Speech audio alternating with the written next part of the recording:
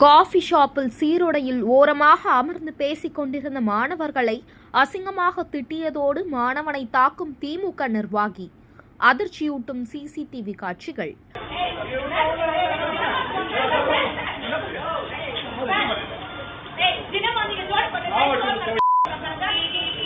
ராணிப்பேட்டை மாவட்டம் நவல்பூர் பகுதியில் தனியார் காஃபி ஷாப் செயல்பட்டு வருகின்றது.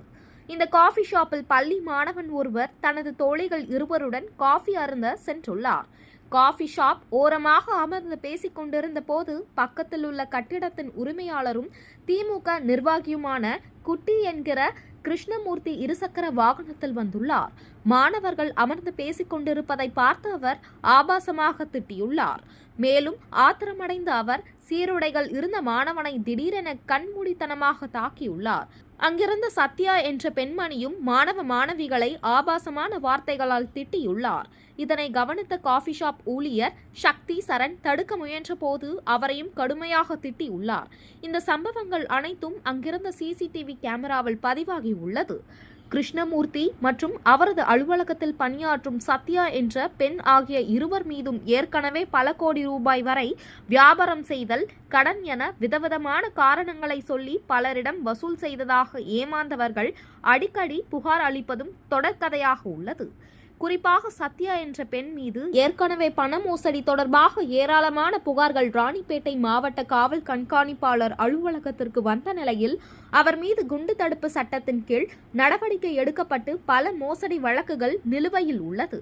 இத்தகைய குற்ற பின்னணி உடைய இருவர் பள்ளி பயிலும் சாதாரண மாணவ மாணவிகளை ஒன்றாக கூட்டு சேர்ந்து தகாத வார்த்தைகளால் திட்டி தீர்த்ததோடு மிரட்டல் விடுத்த சம்பவம் பரபரப்பை ஏற்படுத்தியுள்ளது.